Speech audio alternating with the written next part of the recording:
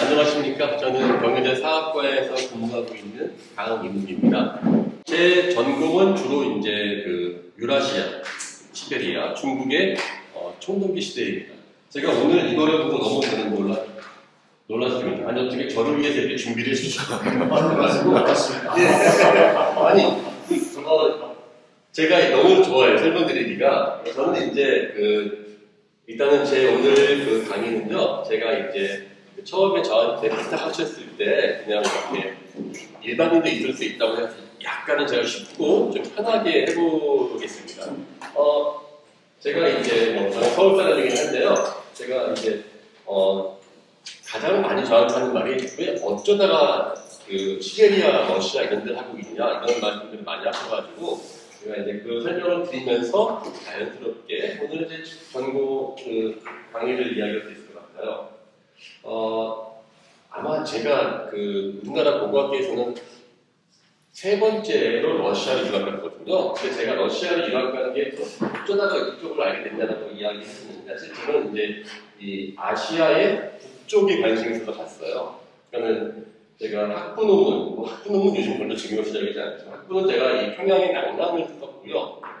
이 석사 논문은 이제 만주에 있는 비파형 공석, 그리고 보통 보조선 관련돼 있죠. 그리고 이제 1995년도, 진짜 옛날 이야기인데요. 여기 알타이라는 곳에서 있는 곳에서 2500년 전에 타지릭이라고 하는 문화에서 미이라가 발견돼가지고 그때 서울에서 알타이 문명전이라고 하는 그런 전시회를 했었습니다. 제가 그때 이제 대학원 때였는데요. 그때는 심지어 박물관이 지금 용산도 아니고 경복궁에 있었던 시절입니다. 경복궁에서 마지막 전시회를 했는데요. 그때 발굴하신 분이 한국에 와서 석사논문을 쓰고 있는데 자네 중국을 그러니까 만주를 할 것 같으면은 조금 더 북쪽을 해야지만 이 당신의 나라 한반도를 좀 크게 볼 수 있을 것이다.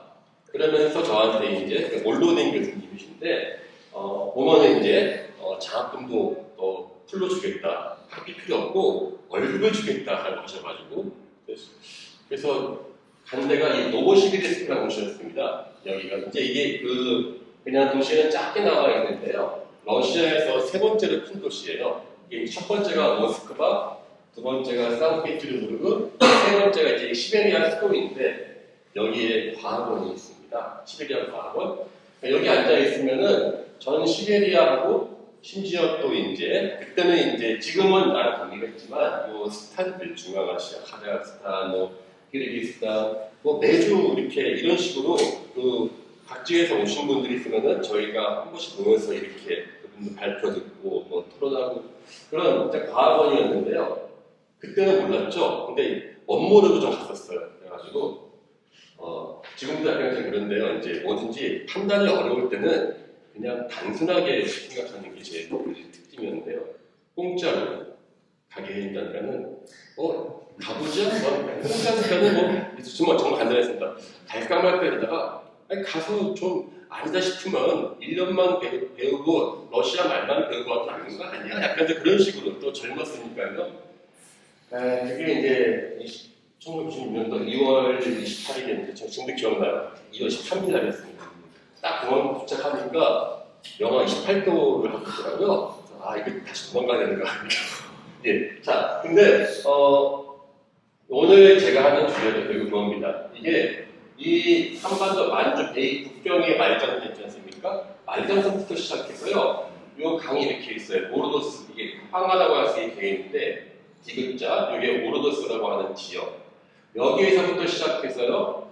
이 현재 전쟁 중이죠. 우크라이나에 여기 자파로지에라고 하는 곳이 있습니다. 자파로지에 카르파티아라고도 있어요. 이게 폴란드하고 이 우크라이나 국경인데요. 카르파티아 분지까지가 유라시아 초원이 이어집니다. 한 번도 끊기지가 않아요. 이게 참 재밌는 게 전 세계에 초원 하면 되게 많습니다. 초원하면 떠오르는 게 물론 보통 남진의 저프로 초원 얘기가 떠오를 수도 있고 예, 또 저희 아버님은 또 황당하게 이주일이 광고하던 초원이 직접 떠오르고 많습니다. 그러니까 옛날에 무슨 미르 초원도 있었거든요. 미르 초원도 있었는데 초원에 집 있었는데요. 사실 여기 이쪽에 백형원 지역도 있고요. 여기에 아르헨티나 지역에 여기도 팜파스 초원이 지가 있고요. 초원은 전 세계에 다 있어요. 근데 유라시아 초원은 유일하게 끊기지가 않아요. 그래서 국경 근처에 있는 오르드 청동기가 우크라이나 쪽까지 똑같게 나오는 이유가 이게 사실 이 사람들은 그냥 하이웨이 같은 겁니다. 예, 그래서 이거는 쭉 이어지는 그래서 유라시아 초원이라고 하는 것이 모든 문화의 발상지는 아니에요. 하지만 여기까지만 가면은 그다음부터는 그냥 전 세계로는 그냥 다이렉트로 가게 되는 그러한 차원입니다. 그러니까는 이 지리적 조건을 알면은 우리가 청동기라고 하는 것을 이해하는 데 상당히 도움이 될 것 같습니다. 그래서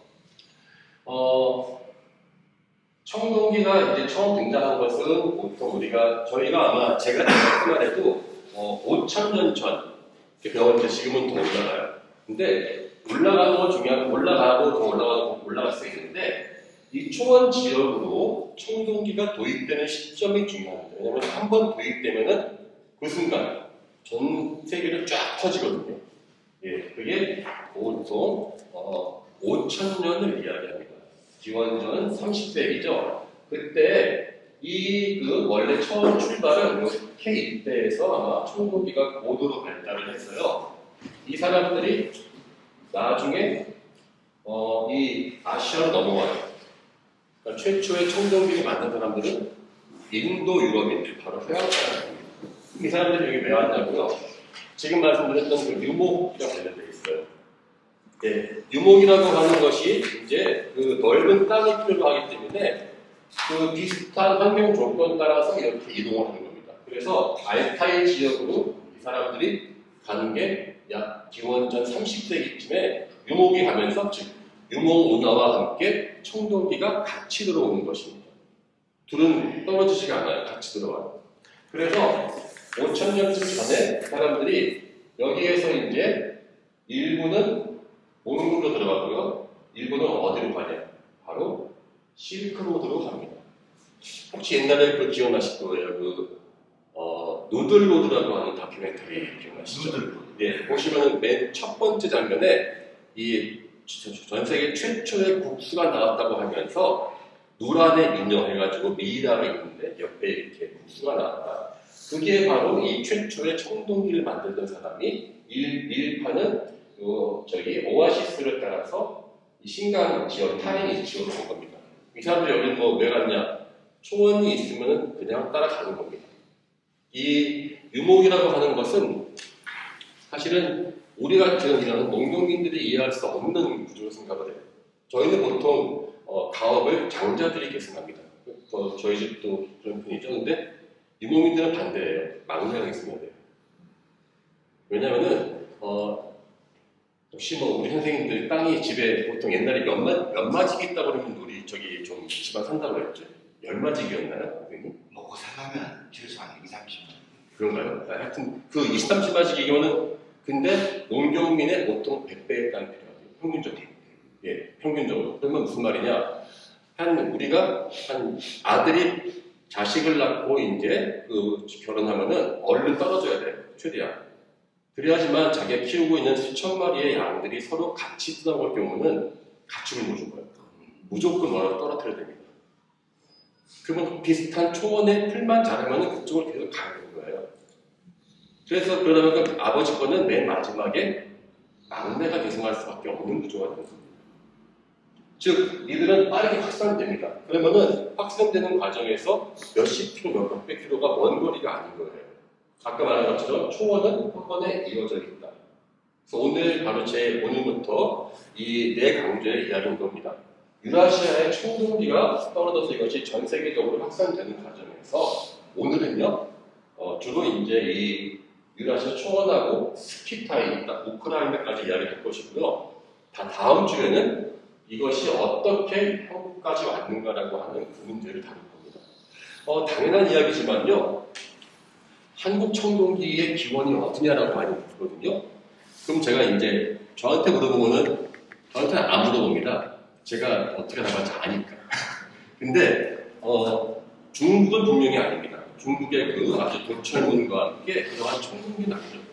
그렇다면 우리가 자기가 독자적으로 개발했다 그런 것이 아닌다면은 당연히 이거는 우리는 어딘가에서 맞겠죠. 답은 사실 이미 정해져 있습니다. 중국이 아니라면 우리는 유라시아에서 올 수밖에 없는 상황이거든요. 오늘은 이제 거기에 대한 첫 번째 이야기를 해볼까 합니다. 먼저 우리가 할 키워드는요, 청동기의 기원은 신석기 시대라는 것입니다. 저희가 일단은 그 청동기라는 것 자체를 너무 이렇게 우리가 도식적으로 이해하는 것, 자 배웠어요. 뭐 구석기, 신석기, 청동기 시대, 삼식기법이라고 이야기하죠. 그 청동기가 중요한 이유는요, 청동기 자체가 중요한 것이 아니라 청동기로 인해서 야기된 다양한 그러한 사회적인 변화 때문에 이야기하는 거거든요. 그래서 아까 말한 것처럼 약 한 기원전 3000년, 4000년 정도에 이제 발견되었을 것이라고 이야기하는데 요즘엔 갈수록 올라가서요 10,000년 전까지도 지금 이야기하거든요. 제 생각에는 구석기 시대 나와도 이상한 거 없습니다.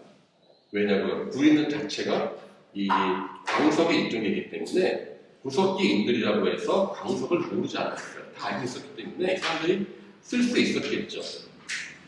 그래서 신석기 시대와 청동기 시대는 사실은 그 사이에 금석 병용기 시대라고 하는 용어가 이제 등장합니다. 사실 이게 우리나라에서는 그 일제강점기 때 한국의 그 청동기 시대가 아주 늦게 왔다는 것을 강조하기 위해서 잘못 사용했어요. 금석 병용기. 일본 사람들이 한국에서 도입했을 때 개념은 다른 사람들은 다 청동기를 쓰고 있는데 한국 사람들은 별로 그렇게 미개해서 그런 걸 쓸지 몰랐었다. 이런 식으로 이야기를 했었는데 사실은 원래 뜻은 그게 아니고요. 이 뜻은 청동기를 쓰고 있지만 기본적인 생활은 아직도 신석기 시대에 있다는 뜻입니다. 이걸 비하면 이렇습니다. 저희 그 조부모님들께 휴대폰을 선물합니다. 그러면은 보통 뭘 쓰시죠? 저희 부모님들이 그거 가지고 배달의 민족을 시킨다든지 보통 그렇게 안 하시고요. 전화만 하시거든요, 전화. 그러니까 부모님한테는 스마트폰이 갔어도 스마트폰 시대에 여전히 투지폰 시대를 살고 있는 거예요. 바로 그것이 금속 병용기 시대라고 하는 개념과 맞물리는 것입니다. 저는 몸은 신석기인데 일부 청동기를 쓰고는 있다.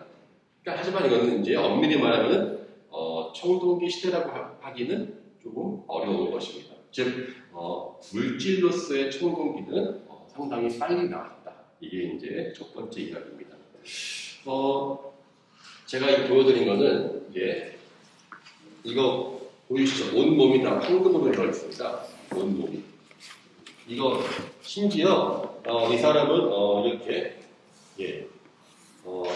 가운데 거울도 있고요. 이제 심지어 성기도 이렇게 그 황금으로 감쌌어요. 키가 한 175에서 178cm. 자, 이게 어디서 나왔는가?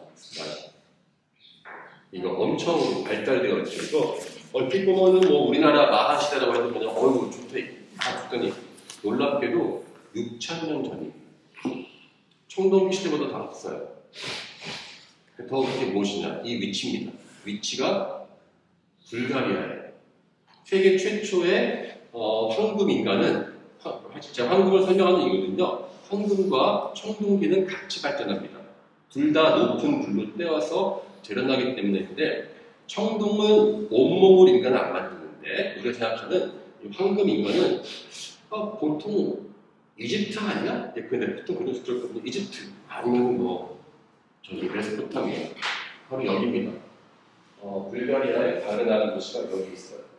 그래서 이게 왜 나왔냐고 이 당시 흑해를 따라서 교역을 하면서 이 사람들이 여기서 이제 그 돈을 많이 벌었고 이 사람은 족장이라서 이 사람 그 무덤 안에서만 약 10kg 전체 무덤이 10kg고 이 사람 안에서만 4kg 정도의 청동기가 나오고요. 이렇게 황금이 나오고 청동도 같이 나왔습니다. 그래서 청동기, 유리, 황금, 철기는 대부분 하나의 키워드로 이어집니다. 바로 불입니다. 불을 사용해서 엄청난 양의 그러한 그 광석을 노려서 만들어내는 것입니다. 그래서 이 바르나, 불가리아의 유적이 바르나 유적인데요. 바르나는 이게 도시 이름이에요. 나중에 한번 저기 호문역에서 답사가시면 참 좋을 텐데요. 우리로 말하면 이제 부산 해운대 같은 도시입니다. 제2의 도시거든요. 근데 이거 처음 나오고 1970년대였는데 연대가 너무 올라가가지고 서방에서 아무도 안 믿었어요. 이게 무슨 말도 안 되는 연대냐. 나중에 되게 유명한 영국의 보고학자 컬린 랜프리, 우리 왜 보고학의 이해란 책 이 사람이 관여를 해가지고 연구를 하니까 이게 BC 4000년 전이 맞다는 것이 증명되었습니다. 즉 청동기 시대는요 고대 문명이 아니라 사방 곳곳에서 동시다발적으로 발달이 되었을 것이라는 것입니다. 자, 여기서 이제 저희가 이제 유라시아에서 이제 그거는 무조건 고대 문명이 아니라 터키, 불가리아, 곳곳에서 막 나오고 있어요. 근데 여기에서 재미있는 게요, 바로 이 동아시아입니다. 동아시아는 여러모로 전 세계 문명과 다른 게요, 청동기가 아주 늦게 등장합니다. 예. 자, 보통 여기서 우리가 이제 동아시아라고 보통 이야기하거든요. 물론 현재 중국은 이만큼 심각까지 다 중국으로 되어 있지만요, 고고학적으로 유라시아에서는 보통 저희는 이 동아시아를 바이카노스 정도의 기준으로 해요. 바이카노스. 그렇게 해서 이 동쪽은 청동기의 도입이 아주 늦습니다. 이집트 같은 경우, 이집트 기원도 35세기, 메소포타미아, 인더스 전부 다 30세기 이전인데 중국만 하나라까지 인정을 해도 기원도 20세기. 하지만 본격적인 그 사용은 기원전 15세기, 약 한 1500년 정도가 늦어요. 청동기. 그런데 최근까지도 중국은 다양하게, 우리도 연대가 올라간다도 중국이 또 그런 걸 좋아하잖아요. 우리가 어떻게 전 세계 기원이 중국인데 이것도 우리가 기원해서 막 조사를 했는데 실제로 신석기 시대 때 청동기가 나옵니다. 불가능 문화, 또 용산 문화, 제가 문화 해서 기원전 3500년 정도에 이미 그러니까 거의 비슷하게 나옵니다. 이것도 중국 분들도 오바했구나 이렇게 생각할지 모르겠지만 제 생각에는 나온 거 맞는 것 같습니다. 한두 군데가 아니에요. 근데 중요한 거는 그 맥락입니다. 청동기를 알았다면은 이때부터 꾸준히 발달을 해야 되는데 이 청동기가 널리 쓰여지지가 않아요. 그리고 불가리아에서 아주 재미있는 흔적을 발견했습니다. 청동을 재단하는 것이요, 제사를 지내는 제단 위에서 이거 청동기를 만든 것이에요. 그 무엇이냐? 저희 요즘에는 좀 덜한데 저희 시골 장터 가면 되면 약장수들 있잖아요. 그러면 이렇게 막 불 떴다 빼고 이러면서 각종 무슨 쇼를 하고 그다음에 그것이 이 사람의 능력. 그러니까 이분이 옛날에는 이렇게 안 했는데 저기 철로 깨부수고 하면서 뭔가 퍼포먼스를 하죠. 이게 청동 재련이 실제 청동기를 만드는 것이 아니라 자기네들이 그 특정한 기술로 높은 온도로 불을 쫙 뽑아서 청동을 만들어내는 퍼포먼스 자체가 제사의 일부였다는 것입니다. 그래서 청동기를 만들 때 그것이 널리 쓰여지는 않았다. 청동기라는 것이 좀 그런 것 같습니다. 이게 저는 이제 개인적으로 우리나라 국어국어는 이제 이 유럽에서 아니면 미국에서 공부하신 분들은 되게 신구과학적으로 해서 되게 그 사회 구성, 복합체 이런 것들을 좋아하시는데 저는 시베리아에서 샤만들을 많이 봐서 그런지 이렇게 제사, 약간은 좀 그런 것들을 제일 많이 강조하는데 청동기를 만드는 프로세스, 과정도 그 당시 사람들에게는 상당히 중요한 제사, 신비로운 힘이 있을 수밖에 없다고 생각합니다. 높은 온도를 올려야 되지 않습니까? 그러면은 예컨대 유라시아를 대표하는 종교, 바로 조로아스터교거든요. 조로아스터교가 바로 이제 그 신비스러운 불을 중심으로 해서 모든 의식이 열리지 않습니까? 저는 이것도 그러한 맥락이었을 것입니다. 제가 지금 이제 그 책을 또 하나를 얼마 전에 이제 탈고를 해가지고 지금 출판사에 보냈는데요. 거기에 이 이야기가 있습니다. 아까 말했을 때입니다. 한국과 동아시아는 왜 이렇게 늦게 청동기를 도입했을까? 사실 이거는요, 저희가 있는 이 호남 지역에 해당되는 부분입니다. 호남 지역을 대표하는 구민들, 청동기가 나오긴 나와요. 근데 많이 나오지 않습니다. 대부분 경우는 우리 아마 임 교수님도 청동기 파보신 적이 몇 번이나 있을지 모르겠어요. 거의 없으시죠? 좀 지성면 내가 발굴 예. 얼마나 하나씩 주로 철기. 네. 저도 그래서 고인돌 파면은 10개 파면은 유물 10개 나온다고. 예. 그 중에서 청동기는 아예 안 나오고 거의 나오는 거 없지 않습니까? 근데 우리는 청동기 시대거든요. 맨날 제가 강의할 때는 붕어빵에 붕어 없고 한국 청동기 시대는 청동기 없다 이렇게 말합니다.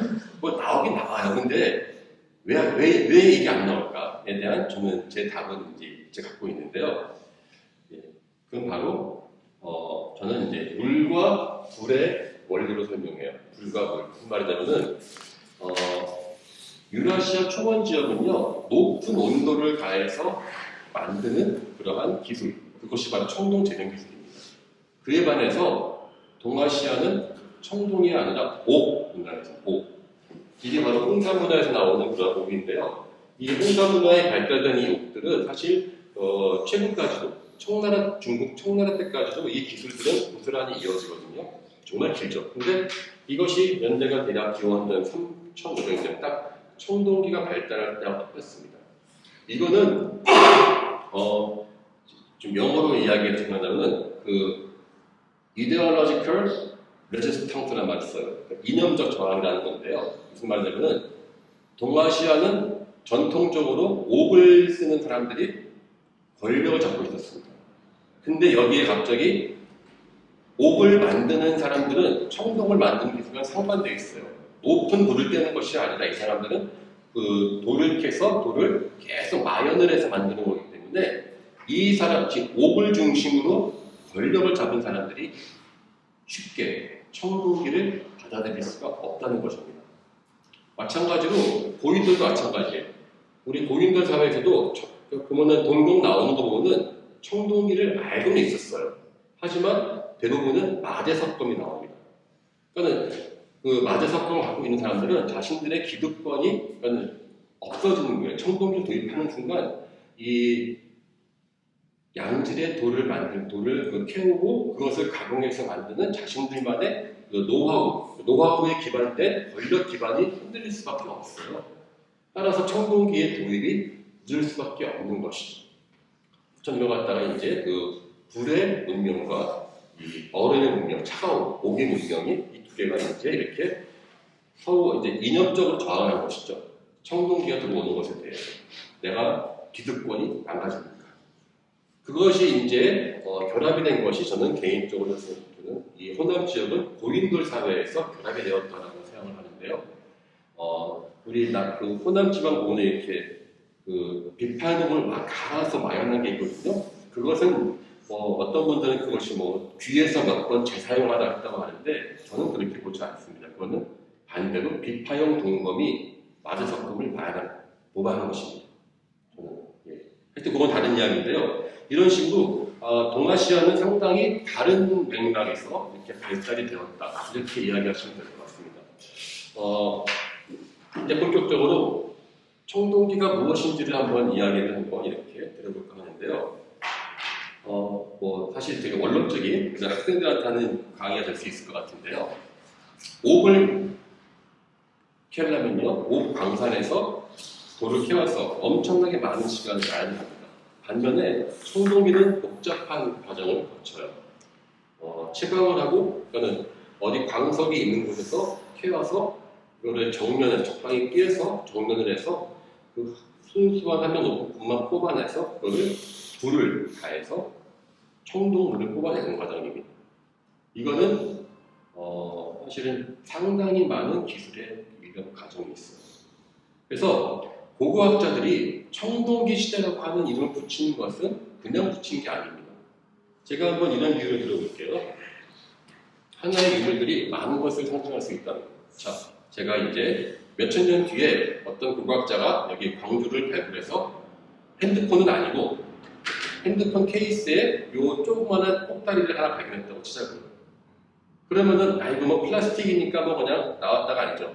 요것은 무엇을 썼던가를 보니까는 핸드폰을 썼었다라고 한다고 치면은 그거는 단순하게 핸드폰이 아니라 핸드폰에 들어가는 수많은 어플리케이션, 와이파이, 그 다음에 다양한 전반적인 사회 체제의 변화를 갖다가 의미하는 것입니다.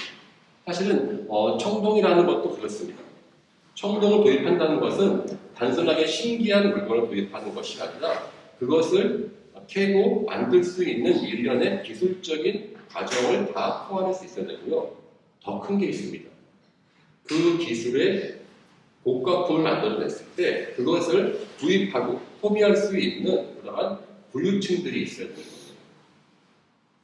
저는 어디 다른 도시 갈 때 그 도시의 부유함을 제가 보는 제 척도가 있습니다. 외제차 전시장이 많으면 여기 좀 돈이 있는 동네구나. 약간 그런 하는데 마찬가지입니다. 청동기를 소비할 수 있다는 것 자체가 그 높은 단계의 수준을 보여주는 것이에요. 또한 중요한 그 요소가 또 있습니다. 청동기를 쓰려면요 몇백 킬로 또는 수천 킬로를 떨어진 사람들과 교역을 할 수 있어요. 교역. 뭐냐고요? 바로 주석 때문에 주석. 구리는 우리나라도 많습니다. 이 자원이 없기로 유명한 한국마저도 구리 광산은 많아요. 근데 주석 광산은 없습니다. 물론 지금은 있어요. 지금은 이제 기술 개발돼서 깊이 파니까 있는데 고대의 주석을 어디에서 얻었는지 아직도 제가 알기로는 밝혀지지 않은 것을 알고 있습니다. 주석은 되게 그 양 자체가 얼마 안 되기 때문에 주석 가지고 최근까지도 전쟁을 했었거든요. 예컨대 일본이 남양분도를 왜 침략하지 않습니까? 2차 대전 때. 그때 침략해서 말레이 반도를 침략한 이유가 두 가지였습니다. 보호하고 주석을 얻기 위해서 그쪽으로 간 것이었거든요. 그런 정도로 주석은 양도적으로 편중되어 있습니다. 즉 어딘가에서 청동기를 만든다고 마음 먹는다면 적어도 수백 킬로 떨어진 주석 원산지하고 지속적인 그러한 네트워크가 있어가지고 원료를 공급받지 못하면은 청동기가 만들어질 수가 없는 겁니다.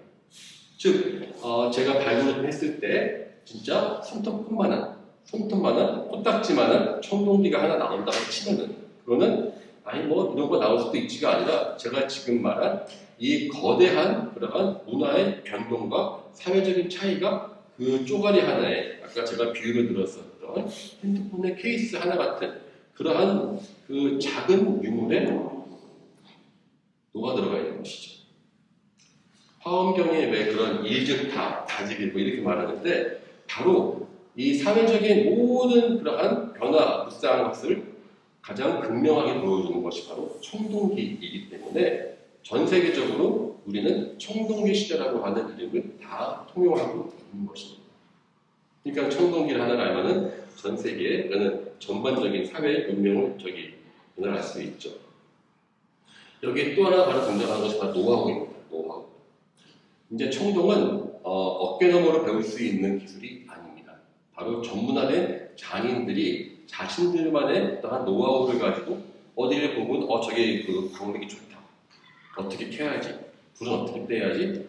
그리고 어떠한 조합으로 청동을 만들 것이다. 사실 이 모든 것은요. 취미가 아니라 바로 테크노크라트. 기술을 갖고 있는 사람이 그 자신의 기술을 독점하면서 이제 그 자신의 권력이 커집니다. 청동기 시대 그러면 우리는 이제 계급사회, 국가 이런 얘기 많이 하는데요. 바로 그 이유는 그와 같은 기술의 독점이 있었기 때문에 그렇습니다. 그래서 한국은요, 이 주석과 동을 적절하게 혼합을 해서 이제 그 자신들만의 독특한 청동기와 한국뿐 아니죠. 전 세계 다 공통인데 예컨대 동검은 8대2로 이 동이 많은 편이고요. 거울은 주석이 양이 많아요. 604 정도. 그리고 이게 아니면 방울 있죠. 청동 방울, 그 다음에 뭐 말 타는 거. 모든 그 각 기종별로 비율들이 다 다릅니다. 처음부터 만들 때부터 이 사람들은 상당히 세심하게 작정해서 만든 것이었죠. 네. 그래서 이제 근데 가끔씩 주석이 없는 경우도 있습니다. 주석이 공급이 원활하지 않을 때도 있습니다. 또 그럴 때는 이제 납을 섞죠. 납이 설명을 안 드린 게 왜 주석을 섞는 거 설명 안 드렸었는데 그건 이제 녹는 온도가 확 떨어집니다. 그 구리가 1200에서 400도 사이인데요. 주석을 섞어버리면은 800도 정도로 떨어지거든요, 온도가. 근데 이 800도가 상당히 중요한 그 기점이 되는 게요. 800도, 그 가마에서 800도 이상 올리는 그 비용이 상당히 비싸집니다. 우리 왜 가속할 때 RPM에서 얼마 이상 안 올라가듯이 그게 딱 800도 정도 되기 때문에 떨어뜨리면 그때부터는 모든 설비나 제작 비용이 확 떨어질 수밖에 없어요. 하지만 주석이 부족할 때는 더 싸고 구하기 쉬운 납. 우리 왜 납 때문에 많이 하지 않습니까? 근데 납을 섞을 경우는 잘 부러져요. 잘 깨집니다. 그래서 근데 이 거울에는 특히 납이 많이 들어갑니다. 그 이유를 우리나라도 여기 세문경들도 뭐 마찬가지거든요. 많이 들어가는데 바로 그 이유는 거울은 잘 깨지라 하는 것입니다. 우리 왜 빌 게이츠 뭐 각종 연예인들 파격 맞는다. 파격 거울을 깬다지 않습니까? 근데 재미있는 게요. 거울을 깨는 풍습은 우리나라 청동기 시대부터 있었어요. 그래서 이게 지금 얼마 전에 청주 오송에서 발견된 아주 유명한 단일 세문경인데요. 보면 이 몇 군데 이렇게 구멍을 낸 흔적이 있습니다. 그리고 유라시아 흉노 있죠. 몽골에 있는 흉노 족들. 흉노의 거울은 반드시 이렇게 거울을 깬 흔적들이 있어요.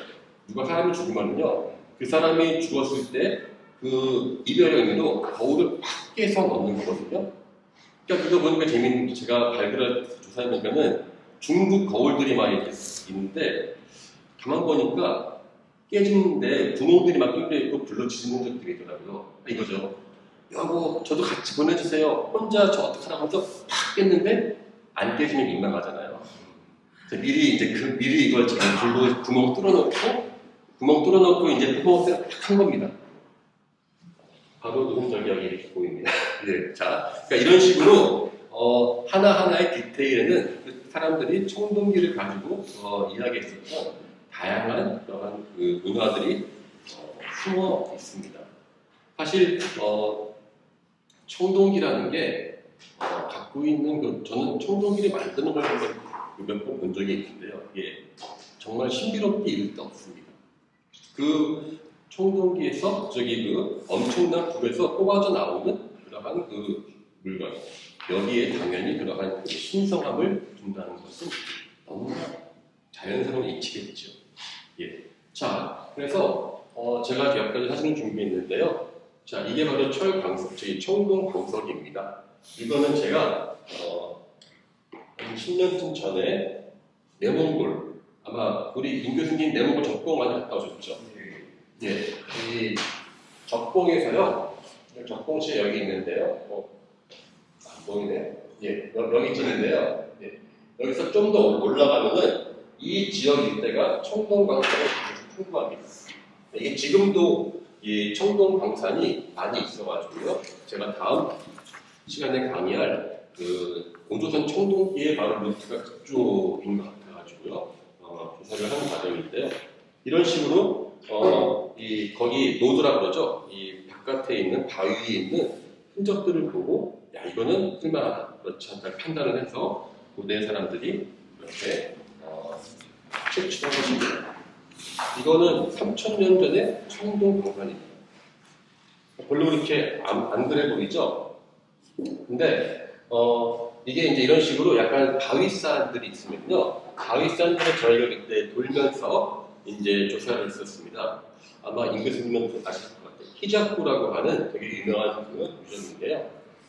저희가 그때 길림대학교의 그 왕립신이라는 교수님과 같이 찾았었습니다. 자, 보면 이게 이렇게 나와져 있는 부분, 흔적들이 가만 보면 우리 고인돌 그 옆에 같아요. 깨진 것 같이 이렇게 인위적으로 뭔가 낀 것 같아요. 그래서 이거 고대인들이 여기 한 거 맞는 것 같다고 하고, 그때 저희가 여기 이 앞을 한번 발굴해 보자라고 이제 했었고요. 그 다음에 저는 이제 못 갔는데 실제로 이 앞을 발굴해 보니까 3000년 전에 토기하고 각종 동물뼈 있죠. 먹던 거, 그다음에 이제 그 캐는 도구들 이런 것이 대량으로 같이 나왔습니다. 그렇겠죠. 요즘도 그렇지만 우리 어제 누가 일 시키면 가장 먼저 잘 매게 되지 않습니까? 잘 먹고 거기서 캐고 하던 거. 아마 이 청동기가 확산된다는 것은요, 그냥 가는 것이 아니라 어디 근처에 청동 강산이 있는가까지 보면서 기술자들은 갔을 것입니다. 그래서 이거는 바로 요 내몽골의 적공시 일대는요, 한반도와 이 동아시아 일대에 그러한 그 청동기가 널리 퍼지는 아마 그 길목이었을 것입니다. 자, 두 번째로 우리가 주목할 것은요, 그 청동기를 녹이는 바로 이 도가니입니다. 청동을 녹였을 때 이것을 이렇게 붓습니다. 부어서 일정한 형태의 그러한 그 틀을 만듭니다. 만드는데 사실 여기에는 또 미적인 감각도 같이 그 결부가 되어야 돼요. 단순하게 기술자가 필요한 것이 아닙니다. 기술자 플러스 그 안에 청동기가 주는 그러한 힘은 단순하게 이게 단단해서가 아니라 아주 아름답거든요. 그러면 이제 그 모든 것이 그 사람들에게 이렇게 그 하나의 종합적인 예술로서 승화될 수 있는 건 바로 미적인 감각입니다. 이건 되게 유명한 그 아마 그 전공자들은 수십 번 쓸 그 청동기 그 겉트집입니다. 전라남도 영암에서 출토되었다고 하는데요. 이렇게 활석으로 이렇게 파서 종류 두 가지 있습니다. 양쪽으로 이렇게 붙여가지고 그 위에 붙는 게 있고요. 그냥 한 면으로 마치 비눗것처럼 해서 붙는 게 있습니다. 이렇게 입체적이지 않은 것은요, 한 면으로만 갖다 부어도 돼요. 한 면으로. 전형적인 낚시바늘이죠. 그래서 이거는 청동 끌 도끼에서 만듭니다. 양쪽으로 만들어서 붙여요. 그런 다음에 이거를 잘 묶죠. 약간만 이게 틀려도요, 이거 부은 거 못 씁니다. 왜냐면은 저희 왜 이거 청동기를 이렇게 청동기를 붓고 나서요, 식힌 다음에 딱 떼어내면요, 우리가 지금 보는 청동기 나올 것 같죠? 그렇지가 않고, 왜 우리 와플 아시죠? 와플 딱 떼면은 이게 주변에 막 붙어 있잖아요. 그렇게 나와요, 청동기가. 그거 다 일일이 다 갈아야 되거든요. 그거는 약간만 이게 틀어져 버리면요, 이거 못 만지고 너무 비용 들어가서 안 됩니다.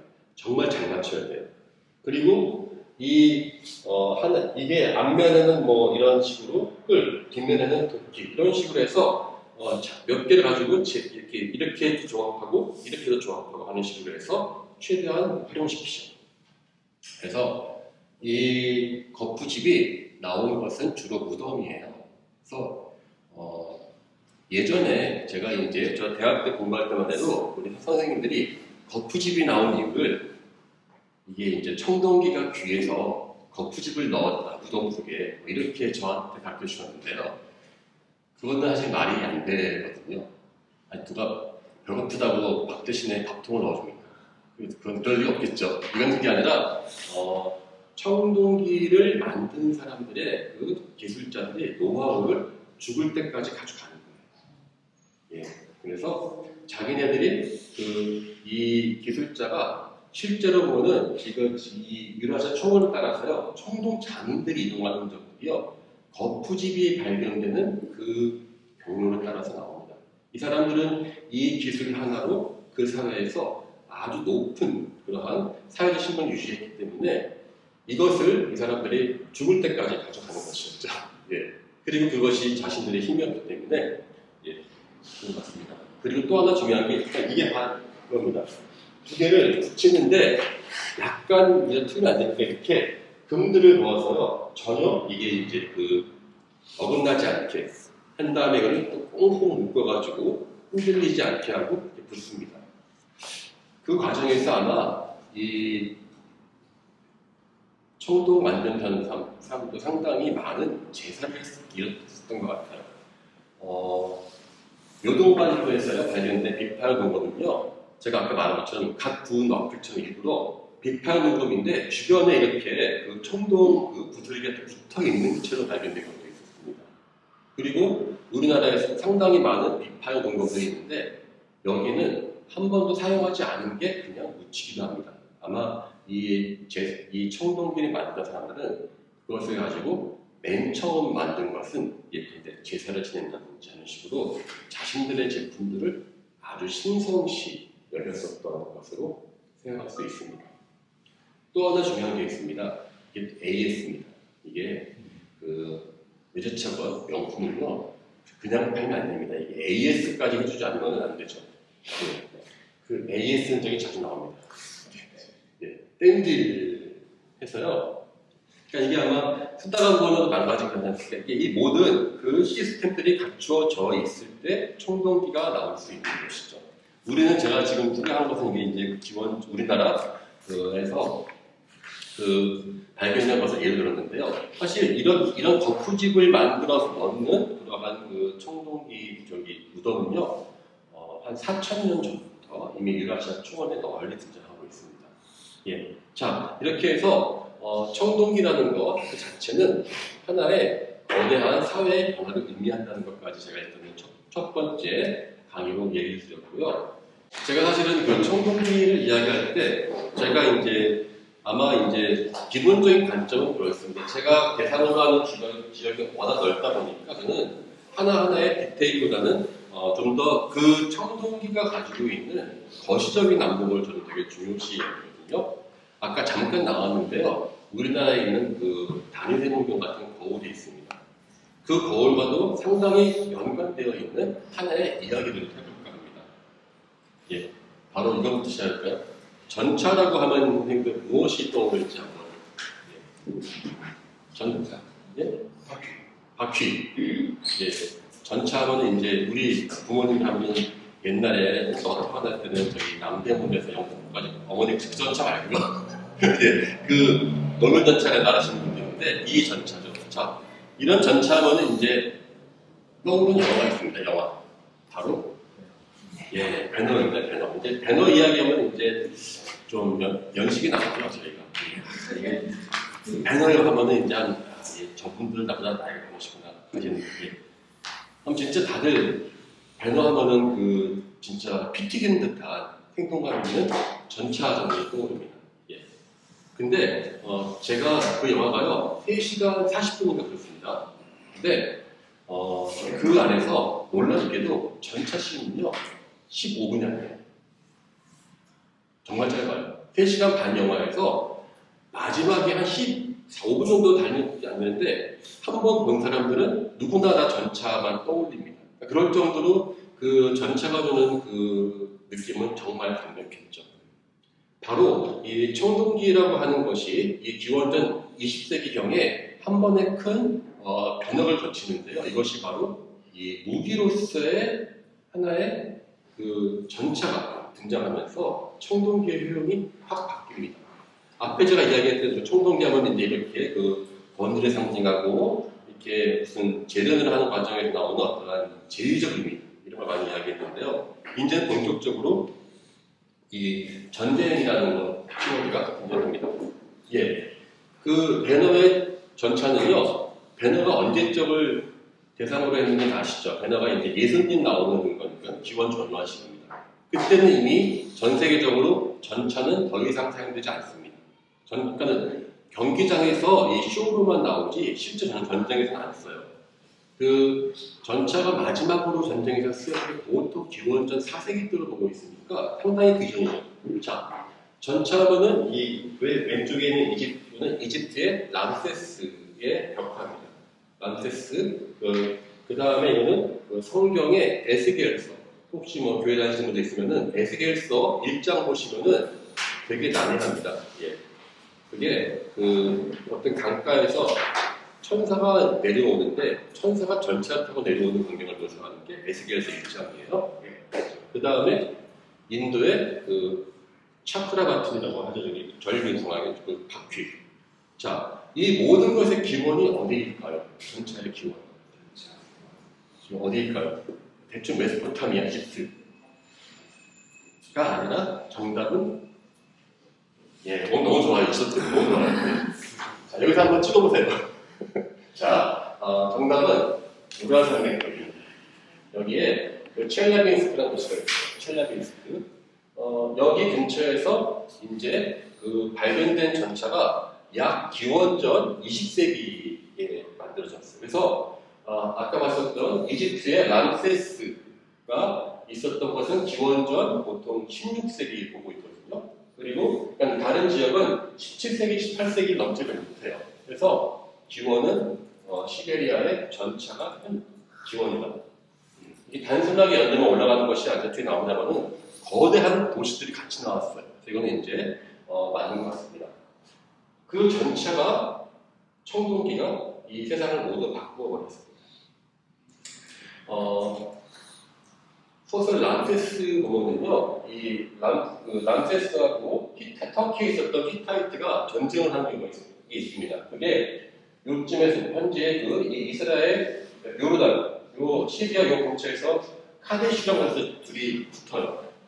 람세스는 이제 근동으로 진출을 하고 히타이트는 내려와서 이게 되게 큰 의미가 있는 게 전 세계 최초의 대륙간 전쟁이었습니다. 그게 바로 전차를 매개로 이루어지거든요. 그리고 인도에서도 당연히 알다시피 그러한 불교에 나오는 수많은 그런 연구들 바퀴입니다. 즉 4대 문명의 모든 그 기술은 바로 이 시베리아 유럽 초원에서 처음 발명돼서 상황으로 퍼졌습니다. 물론 그 이유는 이따가 보겠습니다만 중국까지도 중국과 고조선 지역까지도 확산이 됩니다.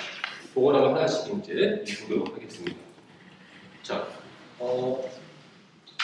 전차가 왜 중요하냐면요. 우리가 헷갈리시면 안 되는 게요. 전차와 그냥 수레바퀴는 다릅니다. 예. 수레바퀴는 이렇게 우리 두꺼운 수레바퀴 있지 않습니까? 그게 아니라, 전차바퀴는 최대한 얇은 살로 하고 스포크, 축을 딱 띄워서요. 최대한 가볍고 질기게 만들어냅니다. 그래서 이 바퀴를 만드는 노하우하고 그 바퀴를 고정시키는 청동으로 만든 스포크, 이 기술이 결합되지 않으면 나올 수가 없는 그러한 아주 최고의 그러한 테크놀로지였습니다. 이 전차라는 게 우리나라에서는 거의 관심들이 없는데 유라시아로 이 유럽 교과에서는 가장 핵심적인 그러한 분야 중 하나입니다. 이 전차는 크게 이제 지금 말한 고고학적 발굴이 있고요, 안각과 예술 자료가 있고요, 그 다음에 문헌이 있습니다. 이게 바로 그 키쿨리라고 하는 그 문서인데 세계 최초의 말 조련사가 쓴 말 조련법입니다. 말 조련하고 전차를 만드는 법을 키쿨리라고 하는 사람이 적어놓은 약 기원전 12세기 때 만들어진 문서입니다. 그리고 최근에는 뭐 DNA도 나오고 있죠. 그래서 단순하게 청동기가 나와서 잘 됐다가 아닙니다. 청동기가 무기하고 다양한 사회적인 그러한 시스템, 동물 조련, 이 모든 게 결합이 될 때 청동기의 그 역할은 증폭될 수밖에 없죠. 증폭된 첫 번째 바로 그 얘가 전차였습니다. 가히 전 유라시아를 뒤흔든 거대한 사건이었습니다. 예. 그래서 먼저 제가 이 이야기를 설명 안 할 수가 없는 게요. 이 고대 전차라는 것을 연구할 때는 우리가 반드시 잊어먹지 않으면 못 만드는 일이 있습니다. 바로 히틀러예요, 사실. 히틀러가 왜 위대한 아리안족을 이야기하잖아요. 바로 그 아리안족이 이 아까 말했었던 전차를 만들었었던 바로 그 사람들입니다. 물론 히틀러가 생각하는 그 아리안은 아닌데 실제로 이 전차를 만들었던 사람들을 연구하는 건 이분인데, 이 후진나라는 분인데, 이분이 그 기원전 20세기에 인도 유럽인들이 전 유라시아 지역을 확산을 해가면서 이제 이 전차도 함께 다녔을 것이다. 이렇게 이제 이야기를 합니다. 그래서 이 이야기를 제가 왜 얘기하냐면요. 바로 우리나라 같은 경우는 좀 많이 보였지만 유럽 고고학을 해서 가장 핵심적인 그러한 관심이 무엇일까요? 그러면 바로 인도 유럽인들의 기원이고 현재 유럽인들이 어디에서 기원했는가에 대한 그 문제였어요. 그래서 인도 유럽인들이 그 히틀러 같은 경우는 자기네들 게르만족들은 위대한 아리안족이다. 그러면서 그 아리안족의 원래 고향이 이 러시아 남부 초원이기 때문에 우리는 그쪽을 정벌이란다라고 해서 러시아 침략했다가 이제 깨지는 그런 사건도 일어납니다. 자, 그런데 우리도 마찬가지거든요. 한국인의 기원 어디일까? 똑같이 유럽인의 기원 어디일까 했는데 마리아 김부타스라는 분이 있는데 이 사람이 바로 여기 흑해 여기 흑해 있죠. 예, 이 부분에서 처음 인도 유럽인들이 기원을 해서 나중에 서쪽으로 갔다는 것으로 주장합니다. 만약 이게 저희 같은 경우 먼 이야기인데 이게 우리나라는 저기 애간이나무의 기마민족들 있지 않습니까? 기마민족들과 똑같은 식의 이야기를 해서 이 사람들이 정벌을 다시 말하면 동유럽이 서유럽의 기원이라는 식의 이야기를 했었어요. 그러니까 엄청 비판받았죠. 우리나라의 기마민족들처럼. 그런데 이분이 그거를 추정합니다. 마리아 김부타스는 약 기원은 4,000년에 이것이 유럽으로 갔다라고 이야기했는데 이거는 그게 아니라 전차를 만들었었던 바로 그 사람들이 전 세계로 그 기술을 확산시키면서 그 사람들이 바로 현재 그 인도 유럽인들의 어떠한 기원이 되었을 것이다. 이렇게 이야기했습니다. 이게 이제 되게 유명한 게요. 제가 유라시아 청동기라는 가장 뭐가 어렵냐면은 우리도 그런 게 있거든요. 저희 마한도 보면은 왜 전방 후원부 나오면 되게 민감하잖아요. 장교분 나오면 이게 일본이냐 한국이냐 뭐 이런 거 가지고 막 되게 민감한데 똑같아요. 이 청동기 전차. 왜냐면은 전차의 기원이 유라시아 초원 괜찮죠? 근데 어떻게 인식하냐 유럽 사람들은 저게 우리들의 적국 소련 땅에 있다고 인식을 해요. 아니 그러면 소련이 우리의 기원이냐? 요즘에 전쟁 났잖아요. 그러면은 아니 우크라이나의 기원이 우리 감히 약간 그런 식의 반응을 한단 말이죠. 예. 그래서 코지미나라는 분의 그 설이, 그러니까는 히틀러도 틀렸고, 다 틀렸고, 이제 전차 청동기를 만들고, 유목을 하던 안드로노보라고 하는 사람들이 이 전체를 확산시켰다. 이것이 인도 유럽의 기원이 되었다라고 했는데, 이것이 막 애써 무시되고 있다가, 얼마 전에 데이빗 앤슨이라는 사람이 그게 맞다라고 해서 말을 조련하고 전차를 만들고 그 전차를 만들었을 때 청동을 재련하던 그런 수많은 언어들까지도 같이 모원을 해서 이것이 맞다는 것을 이제 밝혀냈죠. 그래서 지금은 이렇게 다양한 책들이 나오는데요. 한마디로 인도 아리안족의 기원은 시베리아에서 최초로 전차를 만들었던 사람들이다. 이렇게 정리하시면 될 것 같습니다. 즉 전차라고 하는 고도의 하이 테크놀로지와 사회적인 어떠한 요소들 결합돼서 최초의 발명품들은 주변으로 확산되면서 그들은 하나의 강력한 그러한 존재로서 존재하면서 이 주변 사람들에게 공포심을 주었을 것이고 그것이 사회 문명의 똑같이 그와 같은 전차가 등장하는 계기가 되었다라고 이야기를 합니다. 네. 그래서 이 청동기가 본격적으로 쓰여지는 바로 그때가 바로 우랄 산맥이 있는 이 첼라빈스크라고 하는 도시에서 발견인데 요거는 거대한 도시입니다. 이거 UFO 같지 않습니까? 근데 이게 거대한 도시예요.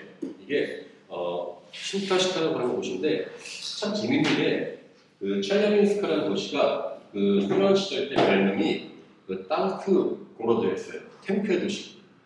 왜냐면은 이게 전쟁 때 스탈린 시절에 이제 유럽 쪽이 침략받으니까 시베리아 쪽에서 전쟁기 만들었거든요. 그 중에서 이제 탱크를 만든 곳이 이 첼라빈스크인데 공교롭게 거기에서 이제 고대의 전차가 또 발견됐다. 이래가지고 뭔가 그러한 재밌는 그러한 유연성을 이야기했는데 바로 이분이 이제 발굴을 했는데 이렇게 여기 안에는 사람들이 살고 바깥에는 외양간하고 말들을 관리하는 그러한 특별한 공간이 함께 있는 도시가 발견됐고 여기서 이렇게 말 재갈과 청동 재련업 그 다음에 마구간 모든 것이 한데 모아져 있는 도시가 발견되었습니다. 해자독이 있죠. 자, 실제 형태가 이렇습니다. 이거는 이제 발굴 전에 이게 발견된 것인데 여기가 사실은 우랄 지역에 이제 댐을 건설을 하면서 전부 다 소멸지구가 될 뻔했었어요. 1980년대 때. 그래서 이런 도시 국가가 수십 개가 수백 개 있을지 모르겠죠. 우랄 산맥 뒤편에 있어가지고 고고학자들이 이거를 댐을 준다니까는 조사를 들어갔는데 이거는 조사를 할 수 없는 거예요. 너무 많아가지고. 그래가지고 이거 다 못하면 어쩌니까 한판은 그때 소련 시절 당이 그런 게 어디 있습니까? 그냥 얼마까지 시간 줄 테니까 저도 하는 만 하고 나와요. 그다음에 우리가 알아서 할 테니까 하고 그냥 밀어붙였거든요. 다행히도 부적이 살아남았습니다. 왜냐하면 발굴하는 도중에 소련이 망했습니다. 소련이 망해서 소련이 망하고 러시아가 들어가는 바람에 그 댐 건설 다 망한 무슨 댐이야 하면서 이제 몇 년 지나서 그냥 위안부가 됐고 그 사이에 이게 발굴되니까 완전히 전 세계의 역사를 다 바꾸는 그러한 그 발굴이 이루어졌죠. 혹시 여기는요 지금도 발굴이 되고 있습니다. 그래서 이 도시가 과연 무엇이냐? 사실 지금 상당히 많은 우리 왜 UFO와 뭐 초고대 미스터리 운영 있지 않습니까? 거기에 단골 소재가 되고 있어요. 왜 서프라이즈 그런 프로 있지 않습니까? 그런 데서 막 우리나라 나오는지 모르겠는데 이거는 정말 많이 나와요. 서양에서는 대표적인 그 UFO가 만든 도시 이런 식으로. 왜냐면은 믿겨지지가 않은 거예요. 이게 수천 명이 된 사람들이 이렇게 수십 개의 도시가 있고 이들이 강력한 전차를 몰고 있었다는 자체가 아니 그게 또 무슨 고대문명도 아니고 시베리아 한가운데에서 나오잖아요. 예, 이게 바로 아까 말했던 초원의 힘입니다. 초원에서 청동기가 발달하고 기술이 발달한 가장 큰 이유는 이 사람들은 여기에 이동성이 좋은 목축과 결합이 되기 때문에 그렇습니다.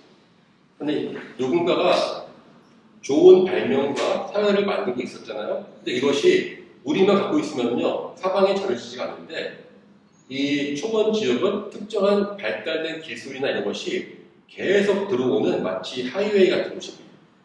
거기에 이 이동성이 좋은 전차라는 것이 결합이 되었으니까 이때부터 이 지역은 엄청나게 발달을 할 수밖에 없었죠. 자, 제가 전하는 이 모든 이야기는요 어려움직하게 사실 이 시베리아 이 지역은 문헌이 없어요.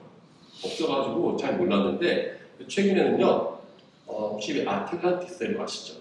그 플라톤이 이야기했었던 아틀란티스 대륙이 바로 이 아르카임일 것이다. 뭐 이런 식의 이야기를 하시는 분도 있습니다. 저도 그 가능성을 인정합니다. 왜냐면은 플라톤이 약간 좀 별다르긴 한데요. 플라톤이 이야기했었던 아틀란티스는 바다 위의 도시긴 한데 이 사람들이 전차를 몰고 청동 무기를 갖고 있는 상당히 발달된 그러한 그 전쟁을 했었던 그러한 사람을 묘사하는데 그는 바다의 해양 도시가 아니라 내륙 도시였습니다. 플라톤이 이야기했었던 것은 그와 가장 유사한 것들가 아마 여기에 보이고 있기 때문에 이 아틀란티스인지는 모르겠지만 적어도 이러한 그 거대한 문명이 이 지역에 있었다는 것이 많은 그러한 그 전승을 있지 않았을까 하는 생각이 듭니다. 자, 그래서 이때 이제 이렇게 이게 전사입니다. 전사가 있고 전차가 이때 발견되었을 때 그 전차가 어떤 식으로 알려졌냐면요. 이렇게 그 바퀴가 묻혀 있었습니다. 바퀴. 그리고 바퀴가 이렇게 발굴을 해보니까 바퀴살하고 스파이크가 같이 발견되는 흔적이 발견되었는데 이 마부가 죽으니까 그 사람이 탔던 말과 그 바퀴를 같이 이렇게 묻어서 했습니다. 이걸 통해서 이 지역이 세계 최초의 어떠한 청동 전차 문명이 시작되었다는 것이 이제 증명이 된 것입니다. 예. 자, 그래서 아마 이런 식으로 이렇게 아마 바뀌었을 겁니다. 아마 이렇게 그 밑에는 전차를 묶고 그 다음에 위에는 사람을 묶고 가장 위에는 나무를 묶는 식으로 하기도 하고 어떤 경우는 여기에 사람을 묶고 이 바깥쪽에 바퀴를 묶는 등 다양한 방법으로 이 제사를 지내고 이 사람들은 전차인이라는 것 자체가 하나의 거대한 계급으로 등장했습니다. 그래서 지금 우리가 그 인도에서 말하는 그 카스틱 셰프에서 क्षत्रि야라고 하는 계급이 바로 여기에서 처음 시작되었을 것으로 보고 있습니다. 인더스 문명 얘기 좀 하자면요. 우리가 알다시피 인더스는 드라비다족이 있었다가 모헨조다로에서 보면 갑자기 아리안족들이 밀려와서 그 지역을 차지하는데요. 실제로 이 사람들이 이 시베리아에 있었던 사람들이 인도까지 간 것이 고고학적으로 증명이 되었습니다. 이 전차와 그들이 갖고 있었던 그러한 유물들과 함께. 자, 그래서 요거는 제가 아까 이야기했는데요. 이 두 번째 단계에 나왔던 전차는요, 리그베다 이야기했었죠. 처음 했었던 왜 배너를 이야기할 때 왜 저희는 전차만 떠올리자라고 했을 때요, 강력한 전쟁인데요. 사실 전쟁으로서의 전차가만 있었다면요, 저희가 지금도 전차를 기억하지는 않았을 것입니다. 근데 이 전차가 지금도 우리한테 기억되는 이유는요, 바로 그것이 강력한 그러한 상징으로서의 역할을 하기 때문에 그렇습니다. 전차는 가장 뭐가 떠오르냐면 저희는요, 이 바퀴가 떠올라요. 그렇죠? 그래서 배너 영화를 봐도 엄청나게 빠른 바퀴, 바로 이것이 권력 그리고 그 힘을 바로 상징했었습니다.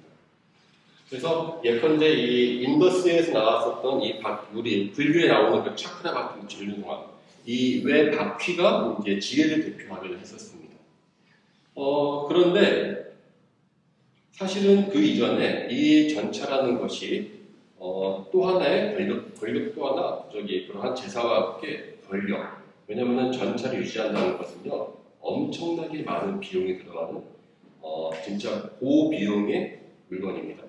이것을 갖고 있는 것만으로도 그 사람의 부와 권력은 엄청납니다.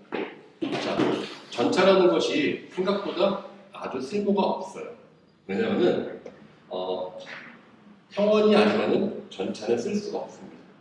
그래서 우리나라 같은 경우 전차 필요 없어요. 전차 몰고 오면 저희는 산으로 올라가면 됩니다. 그러면은 그 전차를 버리고 뛰어 올라가야 되거든요. 근데 이 사람들은 전차병들은요, 육탄전을 너무 못해요.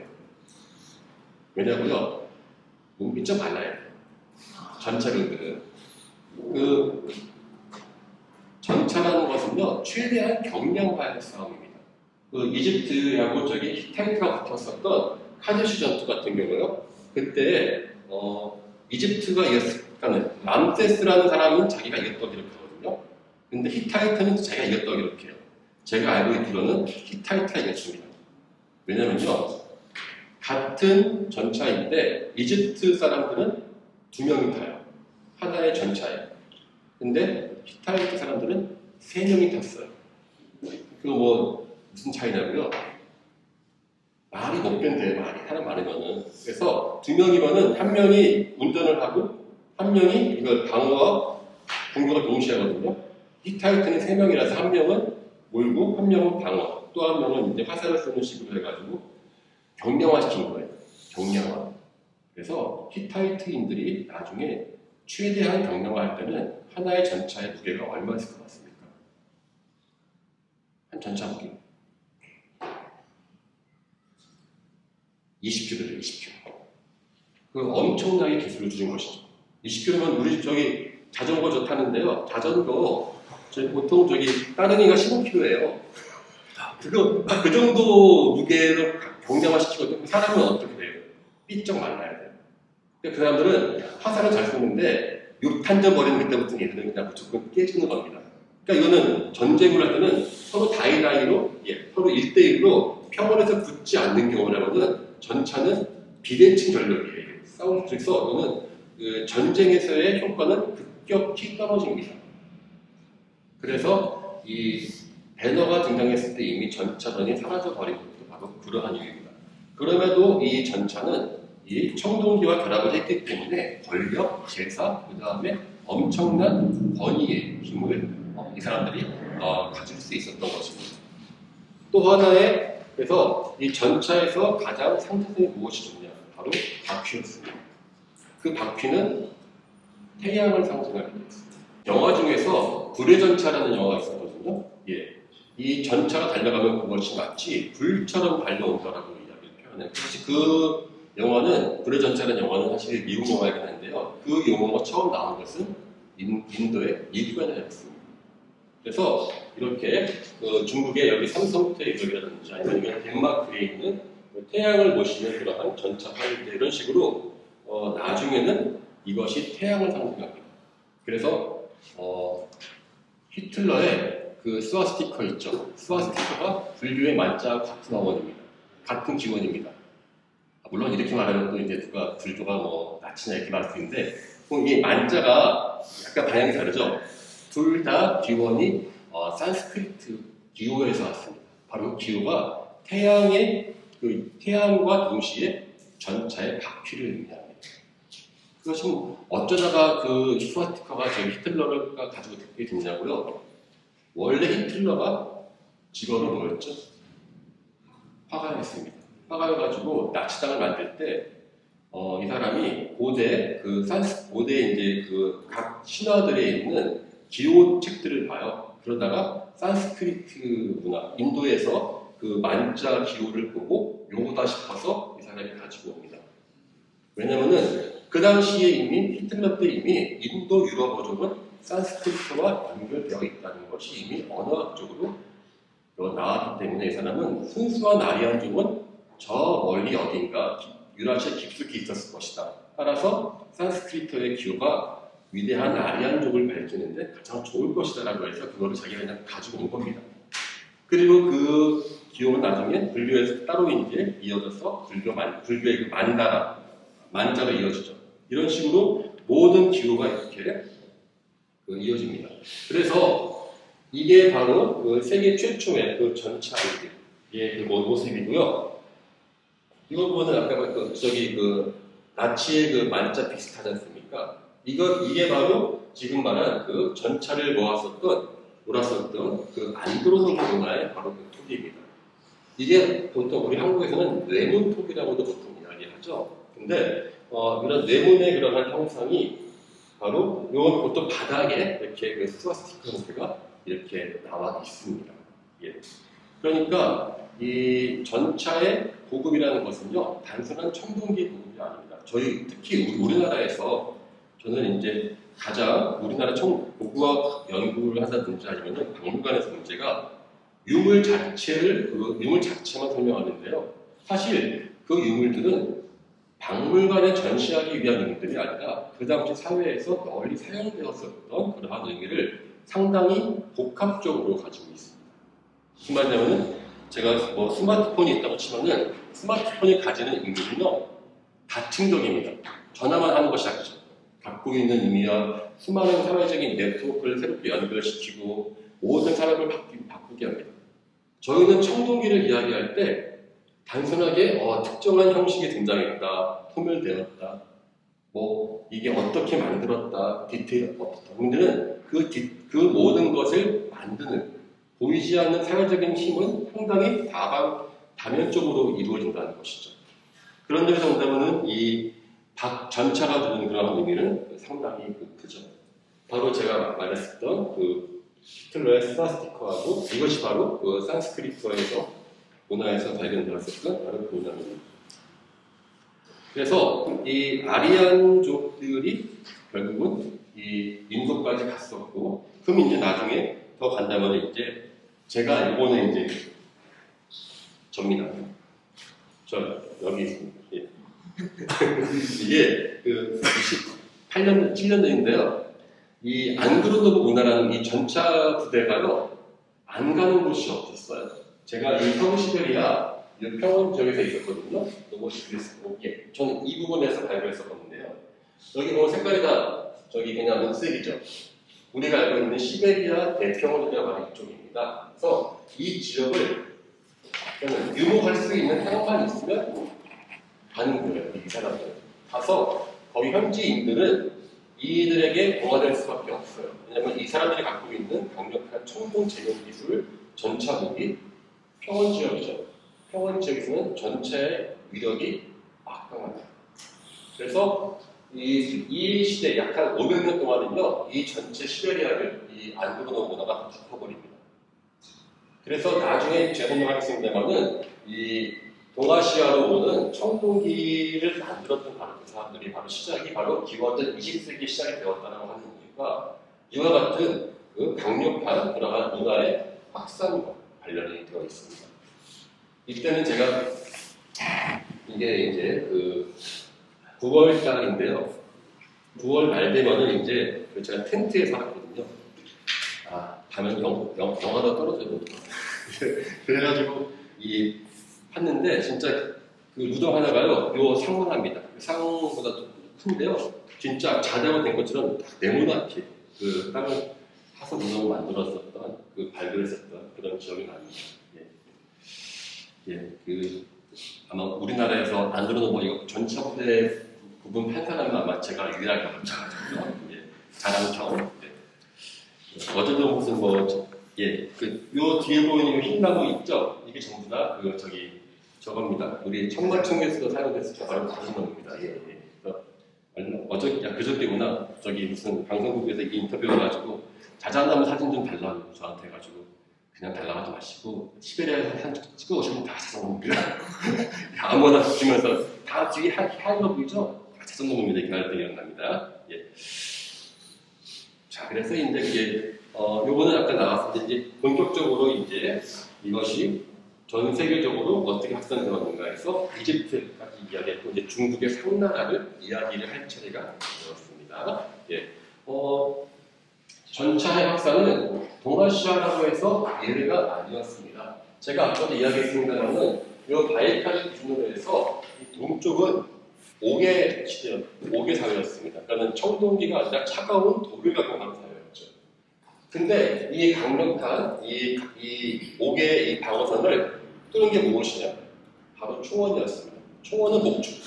한날 이어지니까는 그날 이걸 뚫어버리고 전차 부대가 여기까지 이제 밀려오는 것이죠.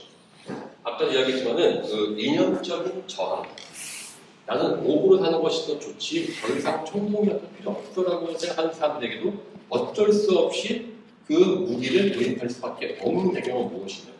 전차였던 것이죠. 전 그래서 이 동아시아가 왜 상나라 때 본격적으로 총동기가 도입되냐 하는 그 동인도 바로 이와 같은 유라시아 지역에서 총동기를 가진 그러한 우월한 무기를 갖고 있는 사람들이 내려오기 때문에 거기에서 그러한 그 총동기를 도입하지 않을 수밖에 없었던 곳이었죠. 그다음 이거는 이제 그 고대 근동의 전차, 이거는 이제 기원전 6세기 때인데요. 이건 아마 제가 이제 대형 박물관에서 찍었는데요. 아마 이런 갔다 오시면 많이 볼 겁니다. 이런 장면들. 이걸 제가 왜 갖고 왔냐면요. 기원전 6세기 때 그 아시리아 왕의 그 구조인데요. 참고로 이때는 전차가 전투에서 쓰이지 않습니다. 전차는 이미 사라졌습니다. 그렇지만 여전히 이렇게 사냥 같은 거 할 때 왕 되는 게 쉽지 않습니다. 왕이 보란듯이 이렇게 사자의 목을 까는 것을 보여주지 않으면 왕의 권위가 안 쓰는 그러한 장면이었겠죠. 자, 이런 식으로 전차는 이제 상징성으로만 남아있게 됩니다. 이건 아까 설명드렸고요. 그래서 이제 기원전 1세기 설명드렸었고 전림소나 자, 동아시아로는 확산되는 것은요, 바로 이 몽골이나 이 북한에 있는 다양한 암각파들의 이렇게 그 이미지가 남습니다. 그래서 지금 제 학생 중에 한 명이 전차 가지고 논문을 쓰고 있긴 한데, 각 모든 지역에 이렇게 전차가 고스란히 등장하면서 이제 이게 사람마다 변화가 다양한 것이 아마 실제로는 태양이 있는 곳에 이게 많이 있어가지고 태양을 상징했을 것이다라고 이야기를 하죠. 자, 그렇게 해서 우라사mek 같은 경우는 이렇게 발굴이 되어가지고 바퀴의 흔적이 나왔습니다. 그런데 이 동쪽으로 가면 갈수록 무덤 속에서 바퀴는 나오지 않습니다. 그 대신에 이렇게 암각파의 전차의 이미지가 등장하고요. 나아가서 요거는 그 빅파용 공격, 우리나라 바로 옆에 있는 내몽굴에 있는 남산근이라는 쪽이 있습니다. 남산근. 거기 보면 이렇게 이 무덤 안에서 뼈를 만든 판이 있는데 여기에서 전차가 있고 전차에 내려서 누군가가 사냥을 하는 장면이 소개되어 있습니다. 즉, 이 청동기의 전차는 동아시아까지 확산된 것이었죠. 그래서 요거를 이제 중국으로 이어지는 걸 보겠습니다. 중국은 약 기원전 15세기 때, 14세기 때 상나라가 만들어지면서 이쪽으로 전차가 오기 시작합니다. 자, 보시면 알겠습니다만 이게 전차가 통째로 무덤 안에 들어가고요. 여기 보이시는 누워있죠. 이게 그 전차병입니다. 전차병도 같이 함께 성장이 되어서요. 중국 상나라 때 이미 이 전차가 널리 도입되어 있었다는 걸 알 수 있습니다. 재밌는 거는 이 전차병들의 DNA를 해봤거든요. 이 사람들은 중국인들이 아니었습니다. 네, 중국인이 아니라 북쪽에서 내려온 즉 비중국인 계통이어가지고요. 최근에 연구를 보니까 이 사람들은 북쪽에서 스카웃되어 온 사람들이었습니다. 상나라 때 각골 문자를 보면은 맨날 북쪽에서 오랑캐가 온다고 맨날 그걸 대비하고 전쟁하는 그런 기록들이 있습니다. 이 사람들은 전문용어로 귀방, 귀신의 방역이라고 했는데 바로 귀방이 지금 이 유목을 하면서 총을 따라왔었던 바로 이 안그로노버문화 계통의 사람들이었고요. 이 사람들이 이 중국 쪽까지 오니까 계속 이쪽 중국과 충돌을 일으켰던 것이었습니다. 그러면 중국은 어떻게 이걸 대응할까요? 똑같아요, 지금하고. 예, 요즘은 똑같습니다. 저기 그 우크라이나 전쟁공은 딱 이거 같은데요. 러브 전쟁공은 그 서방에서 무슨 탱크 준다고 하고 비행기 준다고 하잖아요. 그거 준다고 하면은 푸틴이 겁을 내는 것이 아니라 푸틴은 시도를 안 했어요. 왜냐면은 아무리 좋은 무기도 그거를 조종할 수 있는 사람이 없으면 쓸모가 없지 않습니까? 실제로 6.25 때도요, 우리나라 저기 북한에 소련군 참여한 거 혹시 아세요? 북한에 소련군이 있었어요. 예. 이 사람들이 전쟁하는 것이 아니라 전투기를 몰았어요. 그러니까 이게 전쟁 무기는 좋은데 전투기는 못 모으니까 그래서 이 사람들이 죽을 것 같으면은 이 중국으로 가서 저기 뭐 피기 때문에는요 중국으로 가서 자기가 추락하든지 그렇게 하라고 훈련받았었던 사람이 있었습니다. 그러니까 그거는 대체 불가한 인력들이죠. 상나라도 마찬가지였던 것 같습니다. 상나라도 대규모 전차병들을 스카우트해왔던 것 같습니다.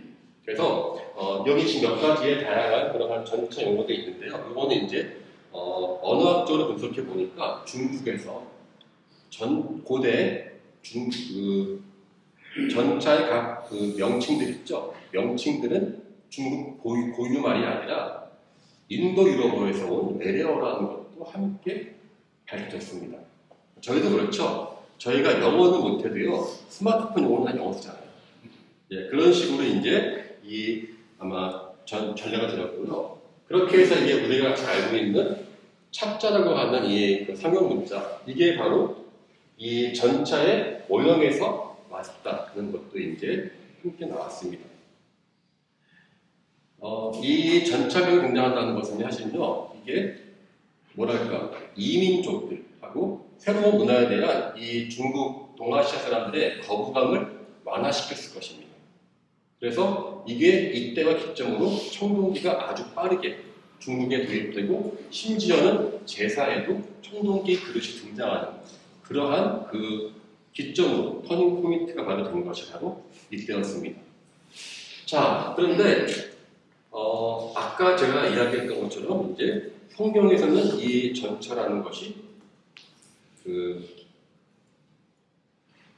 하늘의 어떠한 전령들의 이미지, 그 다음에 인도는 불교의 이미지, 그 지혜의 의미였죠.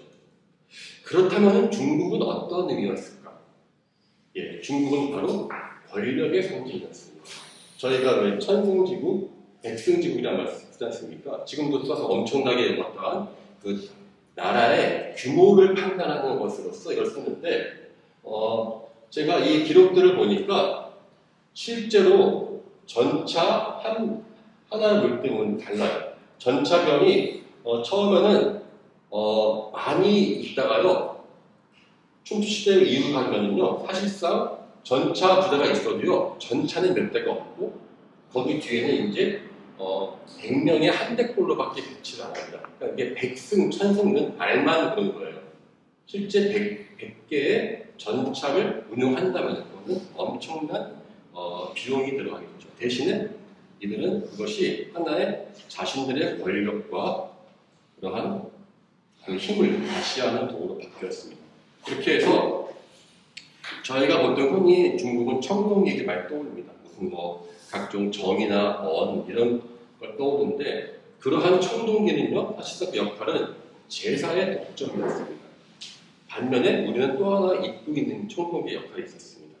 바로 청동기는 그 자체로서 높은 기술을 갖고 있기 때문에 엄청난 권력을 동시에 의미하는 것이었습니다.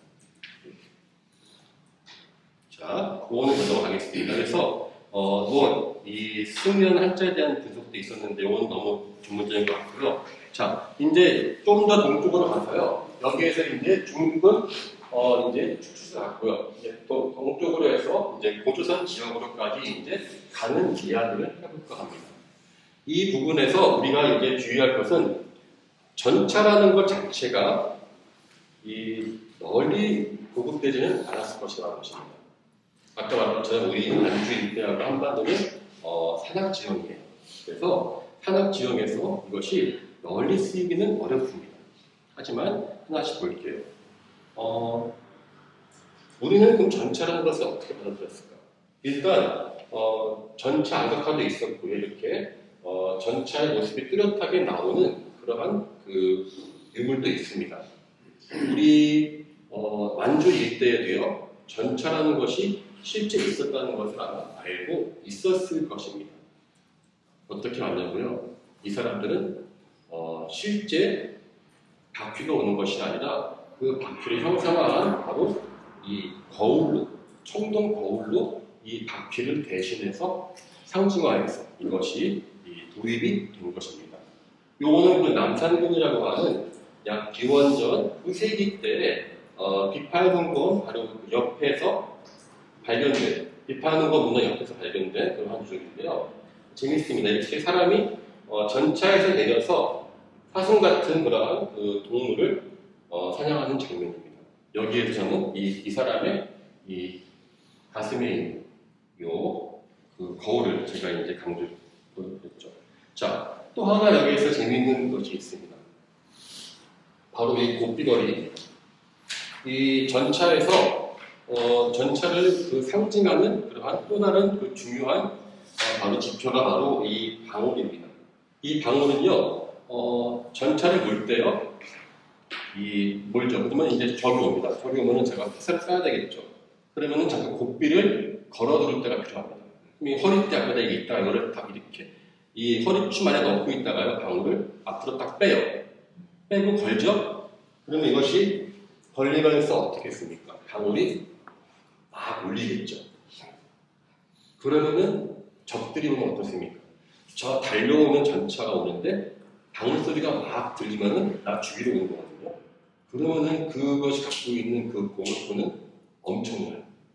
그래서 이 전차를 몰던 사람들은 무덤에 전체 바퀴나 아니면은 전체 부가 들어가지 않는데 허리춤에 이와 같은 그 곱비거리를 같이 묻습니다. 이게 바로 그 전차 부대의 권력의 상징이었습니다. 이것이 사실은 재미있는 게 이 용도가 무엇인지 가지고 되게 저희 고고학자들이 한 40년 넘게 논쟁을 벌였었습니다. 이게 그 상나라에서 처음 발견돼가지고 근데 나중에 이제 그 시베리아 쪽이랑 이제 이거를 조사를 해보니까 시베리아 쪽에서도 이것이 계속 나오고 있었다 해서 이거는 아마 그러한 그 권위를 상징하는 것이다 이렇게 이야기했는데 그냥 밝혔습니다. 그런데 재미있는 게 있습니다. 나중에 이것이 바로 또 하나의 상징화가 됩니다. 요 오른쪽이거든요. 화가점 상층문화라고 해서 만주 옆에 있었던 그런 그 발달된 청동기 시대의 그 방울입니다. 이것도 이 곱비 거리처럼 만들어져서 똑같아요. 근데 재밌는 게 얘는 붙어 있습니다. 얘는 이렇게 딱 빼고 붙이는 것이 아니라 이렇게 붙여 있어요. 이게 실제 전차를 모으는 용도가 아닌 것입니다. 그냥 그 표시만 이렇게 딱 내는 것이죠. 저희 옛날에 저기 기억나는 게 맨 처음에 옛날에 이제 카폰 그 핸드폰 처음 나왔을 때 그 차에서 하는 그 전화였죠. 카폰 그거 인기 있으니까 나중에 사람들이 실제 카폰은 없는데 안테나만 달아서 달던 경우가 있었습니다. 딱 그런 경우가 된 것이죠. 이 방울 자체로. 그리고 이게 원래 그 곱비거리였던 것이 이런 식으로 바뀌고요. 나중에 다양한 형태로 방울로 바뀝니다. 그래서 이 실제 전차가 들어오지 않고 전차의 바퀴 그리고 전차의 그 방울들 이런 식으로 특정한 몇 개의 그 청동기가 상징화가 돼서 더 동쪽으로 펼쳐지는 것입니다. 이렇게 전차라는 것을 이해하고 보니까요, 저는 그동안에 우리나라 특히 호남 지역도 있습니다만은 수많은 우리나라에서 발견되는 이 청동기들 중에서 정확한 용도가 이해가 되지 않는 것들이 이렇게 많았거든요. 그런 것들이 이제 하나 둘씩 이제 그 용도가 나오는 것을 볼 수 있습니다. 바로 그래서 이것이 요걸 보고 제가 이제 이걸 미국 뉴욕 맨 뮤지엄에서 본 것인데요. 이걸 보는 순간 저는 이제 우리나라에서 발견되는 그 세영동검 시대 때 그러한 청동 방울들을 떠올렸죠. 그래서 실제 무기가 아니라 전차가 갖고 있는 지금도 샤만들이 이렇게 방울을 흔들거든요. 그 방울을 흔드는 바로 청동 그 제기의 바로 기원이 이와 같은 고삐거리에서 있었던 그러한 방울로부터 시작이 되었을 것이다. 그런 것을 이제 알 수 있었죠. 자, 이걸 조금 더 제가 확대해서 보면요. 이렇게 고삐거리가 있으면 그 안에 이렇게 태양, 그리고 전차, 무기 같은 기호가 같이 있습니다. 그러면은 이 고삐거리가 어떻게 해서 이제 그 동쪽으로 확산되었는가를 본격적으로 보면요. 그렇습니다.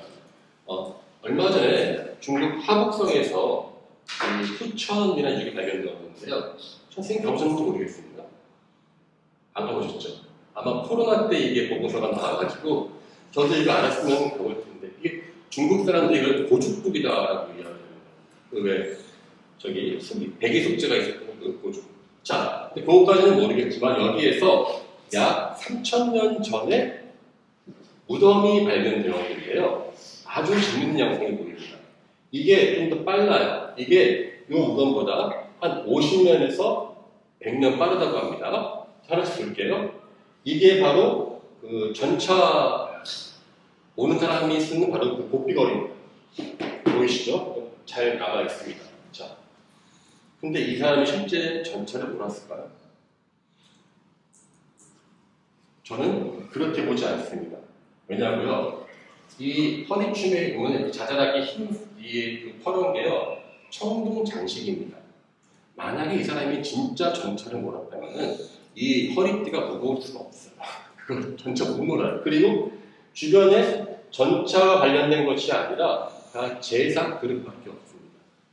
그러니까 이 사람은 제사를 지낸 사람이었죠. 근데 제사 지낼 때 전차 부대가 이렇게 하듯이 마치 우리 왜 그 옛날 김일 선수가 챔피언 벨트 매치 아주 그냥 거창하게 메고 제사 지냈겠죠. 이게 뭡니까? 전차가 하나의 권력의 상징이 된 것이죠. 청동기가. 그리고 그 다음 단계의 무덤입니다. 그 다음 단계에서 나오는 사람은 이미 이 장식용 고삐거리가 사라지고요. 그 자리에 뭐가 나오냐? 바로 거울이 나옵니다. 청동 거울이 나옵니다. 이것도 역시 그러한 그 전차의 상징이었죠.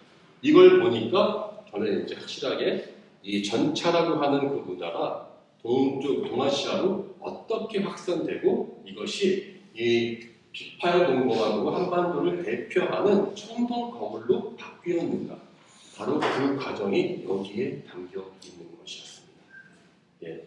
이거 보니까는 제가 그전부터 계속 어렴풋하게 이거 단위생명력 보면은 꼭 저기 안드로노브 문화의 뇌문 같단 말이 이렇게 생각했었는데 이걸 보면 이거는 분명하게 그러한 그 흔적이 나온다는 것이죠. 그래서 여기 보면 이렇게 다양한 이 사람을 확대한 그림인데요. 요거는 이제 제가 참고로 넣었고요. 이렇게 보면 재밌습니다. 이 중국의 독특한 그러한 제사 그릇이 있고요. 그 황금 귀걸이 있죠? 요거 이제 나팔형 귀걸이라고 하는데 요거는 바로 대표적인 그 안드로노브 문화에서 보이는 국방실이라고 보통 이야기하는 것이고 또 동물들을 함께 묻었어요. 아마 이 사람들은 이 같은 지역에서 유목 생활도 같이 있었을 것입니다. 그러니까 그 모든 유목과 중국과 이 비파형 동검 계통이 이 동북아시아 바로 이 세 분야가 바로 교차하는 바로 그 지점에서 발견된 적이고 여기에서 전차가 어떻게 전차의 청동기가 이 동북아시아로 어떻게 확산되었는가를 보여주는 것입니다. 왜 전차는 동아시아가 직접 오지 않았을까? 아까 설명드렸습니다. 이거는 저희 지형적으로 맞지가 않습니다. 우리는 자 그래서 이 제가 그동안에 이렇게 보니까 비파형 공간 문화하고 우리나라 한반도 이 일대에서 보이는 수많은 다양한 청동기들이 있습니다. 이것들이 사실 대부분 전차의 고속도로에서 시작되어서 상징화된 그러한 그 청동기들입니다. 저희들 보면 좀 주변에도요, 흔적만 남은 그런 그 유물과 유적이 의외로 많습니다. 이거 제 수업 때 많이 듣는 이야기가 넥타이 비유 맞는데, 넥타이가 용도가 뭡니까? 선생님. 넥타이. 예. 저는 제가 쓴 넥타이 용도는 이제 노래방에서. 네. 아니면은 저희 왜 저장하는 클릭하는 거 있죠? 세이브할 때 쓰는 그 플로피 디스크 마크. 학생들은 이미 그걸 몰라요. 저도 아마 저까지는 넥타이를 맬 줄 알아요. 넥타이를 쓰지만 왜 쓰는지 모를 겁니다. 그런 식으로 우리가 이미 그 원형을 잃어버린 다양한 청동기들이 있는데 여기에서 이것들은 제가 이제 그 중에서 특히 전차 구속으로 생각되는 것들을 분류해낸 것들입니다. 전차는 쓰이지 않았습니다. 하지만 전차의 구속은 가장 강력한 상징으로서 청동기 우리 문화에 엄청난 영향을 주었습니다.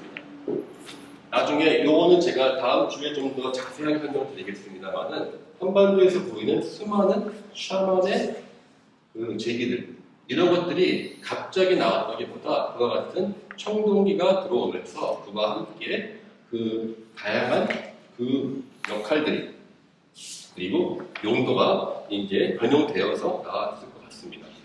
가장 우리나라에서 입질리에서 나왔었던 이 쌍두령 있죠? 저는 이것이 아까 봤었던 그 도피거리에서 시작이 된 그러한 총동 강물로 해서 이어졌을 것이다. 사실 능원 오도하잖아 조양심 둘 다 이제 만주 쪽에 있는 것인데요. 여기까지는 다 좋지 않은데 이 이전에 무엇이 있었냐? 아까 봤었던 그 도피거리형의 청동기가 있었다는 것은 사실 많은 분들이 모르고 있었죠. 이렇게 보니까 우리도 배너에 화끈한 전차시는 나오지 않았지만은 그 전차가 가지고 있는 다양한 의미가 우리한테 이어져서 청동기의 하나의 샤만들의 제기로서 쓰여졌을 것입니다. 그래서 바로 이 대표적인 단유해문경이 있죠. 그 단유해문경 거울. 그 거울이 바로 실제로 바퀴를 묘사가 되는 그러한 태양의 이미지와 같이 결합이 돼서 같이 유라시권이 확장되는 것이 나중에 이 한반도까지 이렇게 온 것입니다. 그러니까 이런 식으로 청동기라는 것은요, 청동기 기술만 오지 않습니다. 청동기에 함유하고 있는 수많은 이데올로기, 기능, 그리고 그들이 갖고 있는 신화치계가 함께 들어옵니다. 뭐 요즘에 예컨대 불상이 있다든지 십자가가 있다든지 단순하게 십자가를 만드는 기술이 오는 것이 아니지 않습니까? 그래서 저희는 그래서 이 보조선에 들어간 그 세민경에 나와 있는 이 뇌문이 결국은 그 전차 바퀴에서 저는 왔을 것으로 얼마 전에 결론을 내리고요. 이것이 유라시아 청동기가 어떻게 한반도로 이어졌는가를 보여주는 그런 시사점으로 제가 생각을 했습니다. 시간이 지금 지나서 왜 장인정신으로 생긴 거울이 이거 보면은요, 제가 좀 너무 앞으로 많이 해서 빨리 넘어갔는데요. 지금 보이는 이 거울들은요, 사실 청동기의 그 앞면이 아니라 뒷면입니다. 이게 무슨 말이냐?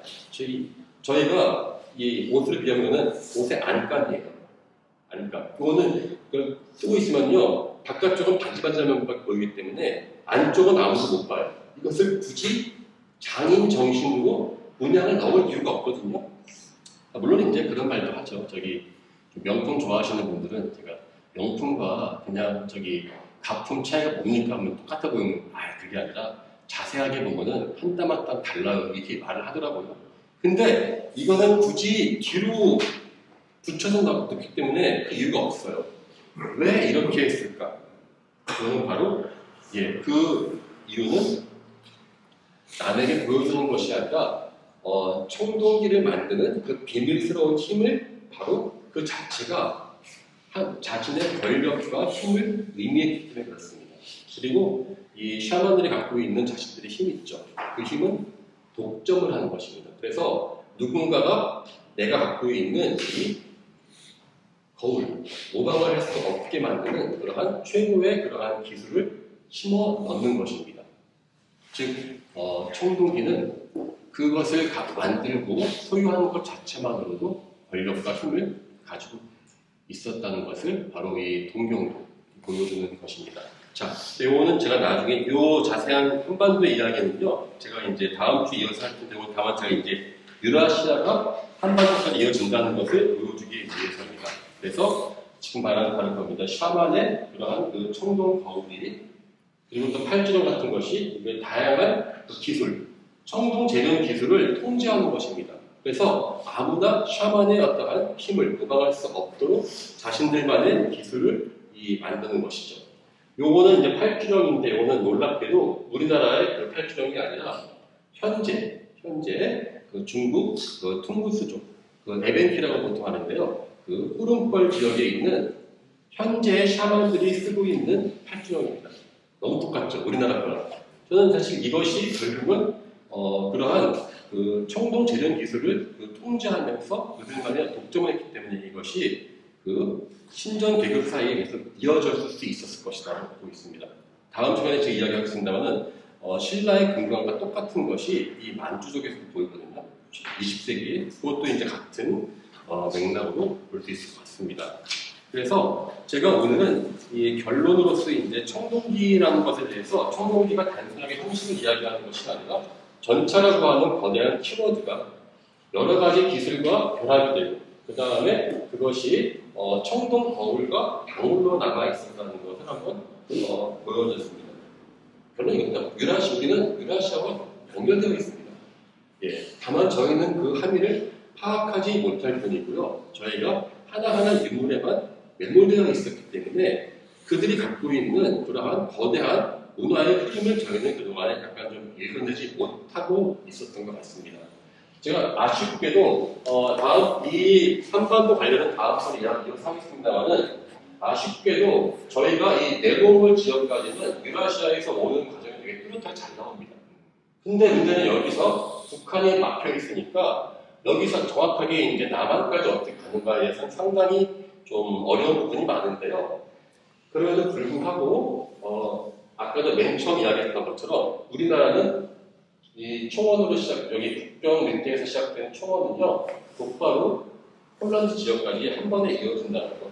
그리고 그것이 지금의 이야기가 아니라 처음 청동기가 만들어지고 그것이 사방에 확산되었을 때부터 있었던 그러한 지리 조건이고 그 지리 조건은 청동기 그리고 청동기를 만들었었던 사용했었던 사람들의 확산 그리고 유목이라고 하는 독특한 경제가 결합되어서 있었다.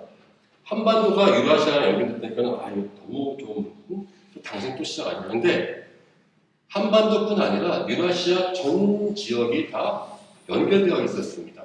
한반도가 연결되어 있지 않다면 그거는 반대로 유라시아에서 극히 예외적인 현상이기 때문에 오히려 연구 대상이 될 거라는 것이죠. 전 그래서 이 유라시아 청동기를 본다는 것은 결코 우리와 먼 나라 이야기, 그냥 재미있는 이야기만은 아닐 것이라 생각합니다. 네, 오전 강의에서 마치겠습니다.